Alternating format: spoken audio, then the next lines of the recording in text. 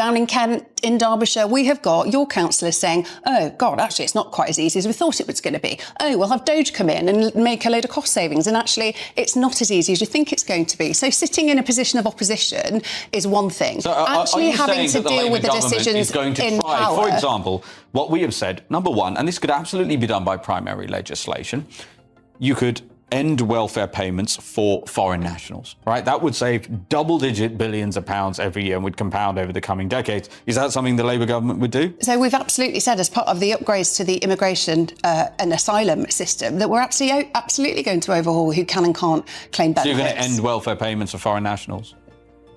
Honestly, I'm not even going to answer that question with a yes or no, because I don't have the detail, and you will not find me giving an answer to a question I don't know the answer to. That as a no, that's a I don't know. No, Zia, it's a I don't know. Okay. It's quite an interesting thing to not know, given. Do you know how much the British taxpayer currently spends on welfare for foreign nationals? No, I don't. Do you know how much they spend on welfare for universal credit? No, I don't, off the top of my head. And if you're trying to shame me by asking me to have this information right now, then... If we're going to have a conversation, a serious conversation... So what's the answer? Because my viewers won't know either. Well, the answer, the British government currently, and the Tories did this too, they hide the data, Michelle, in terms of welfare payments to foreign nationals. The one major exception to that is universal credit, where it is £8 billion this coming year alone that will be shelled out by people watching this programme who pay their taxes that goes directly to foreign nationals. That's just universal credit. That number is growing exponentially. And do you know what position? Evidence that Labour are even trying Just to one solve second, that though. problem.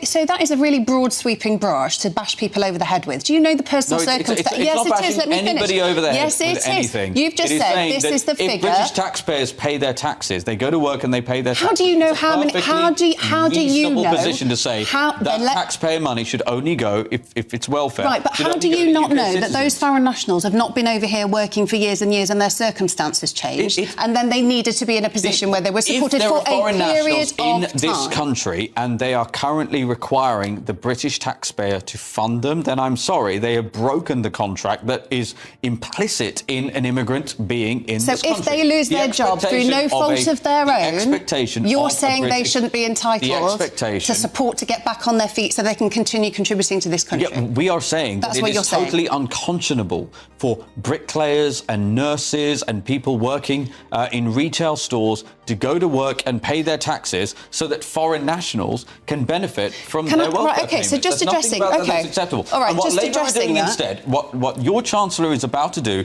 is raise taxes on everybody whom I have just mentioned in order to continue to fund a food bank for the world. No. And that is the point. This moment right here shows exactly why British politics feels so tense right now, like it could explode at any second. What happened wasn't a calm discussion or a respectful exchange of ideas.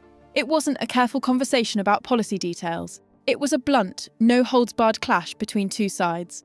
On one side was a party that says it wants to fix a broken system. On the other was a party clearly struggling to explain and defend the problems it helped create. At the heart of this heated exchange stood Zia Yusuf, the new, forceful and highly confrontational public face of Reform UK. Opposite him was Samantha Niblet, a Labour MP who stepped straight into a debate driven by hard figures and financial realities without having the numbers to back herself up. From the start, it was clear this was not going to be an easy encounter. The issue being argued over was welfare payments to foreign nationals, one of the most sensitive and politically charged topics in the UK today.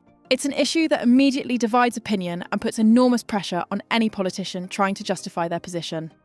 Then came the moment that changed everything. When Zia Yusuf delivered the line, "Your Chancellor is about to raise taxes to fund a food bank for the world," the atmosphere instantly shifted. That single sentence wasn't a policy argument. It wasn't a technical point. It was a calculated political strike, and it hit its target. From that moment on, the discussion took on a completely different tone. And whether people support Reform UK or strongly oppose them, one thing is impossible to deny. That comment landed hard and forced everyone watching to pay attention. They understand exactly where public anger is reaching its breaking point. Immigration, taxes, welfare, fairness, and the growing belief that ordinary British workers are being pushed to the limit while the government hands out billions with little transparency or control. That frustration is real, and it's spreading fast. And Samantha Niblet was clearly not prepared for a discussion at that level. Each time Zia Yusuf pressed her for clear figures, how much foreign nationals receive, how much welfare costs taxpayers, what Labour is doing to bring those costs down, her responses barely changed. I don't know. I'm not going to answer that. You can't expect me to have those figures.